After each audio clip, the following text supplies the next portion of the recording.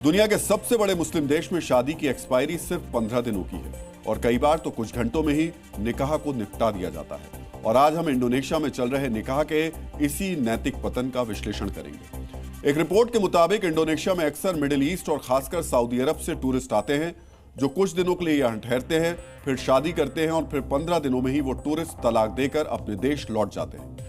Indonesia के पुनकुक इलाके में गरीब परिवारों की लड़कियों की शादी कुछ पैसों के लिए टूरिस्ट से करवा दी जाती है। शादी के इस तरीके के प्लेजर मैरिज का या निकाह मुतहा कहा जाता है। इसको शादी के इस तरीके के बारे में आगे बताएंगे, पर ऐसा कहा जाता है कि कई वर्ष पहले कुछ लोगों ने टूरिस्ट के साथ पहली बार स्थानीय लड़कियों की शादी करवाई थी।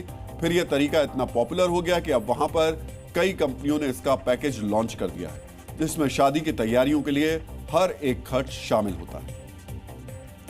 आप अंदाजा लगाइए कि ऐसी शादियां 72,000 रुपए से लेकर करीब 2.5 लाख रुपए दहेज देकर हो रही है और ऐसे निकाह कई बार कुछ दिनों या फिर कुछ घंटों तक ही चलते हैं। इंडोनेशिया में पिछले कुछ समय से शॉर्ट टर्म शादी का यह तरीका इतना पॉपुलर हो गया है कि वहां के कई एजेंट्स एक महीने में 25 शादियां तक करवा रहे हैं। हर एजेंट को शादी में मिलने वाली दहेज का करीब 10% तक कट मिलता है।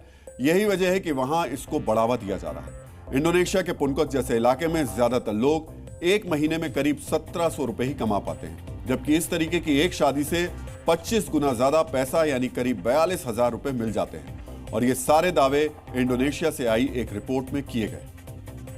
आप इंडोनेशिया और भारत के बीच निकाह और शादी को लेकर सोच का अंतर समझिए। भारत में लोग मानते हैं कि शादी जन्म जन्मों का बंधन होती है, पर इंडोनेशिया में निकाह के बाद तलाक किसी 2 मिनट में बनने वाली मैगी जैसा होता है, जो शुरू होते ही खत्म हो जाता है। बताया जा रहा है कि मिडिल ईस्ट से टूरिस्ट की बड़ी संख्या सिर्फ इसी वजह से इंडोनेशिया पहुंचती है। आधिकारिक तौर पर 15 दिनों के लिए पत्नी बनाने का यह तरीका अवैध है, पर इंडोनेशिया की सरकार टूरिज्म से होने वाली आर्थिक फायदों को देखकर ऐसी कुरीतियों को अनदेखा करती रही है। टूरिज्म से इंडोनेशिया की जीडीपी में लगभग 6 करोड़ 81 हजार करोड़ रुपए आते हैं, जो कुल जीडीपी के 5.7% से भी ज्यादा है।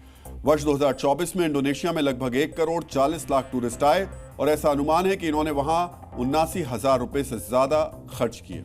वर्ष 2024 में इंडोनेशिया में जितने टूरिस्ट आए उनमें सऊदी अरब छठे स्थान पर था।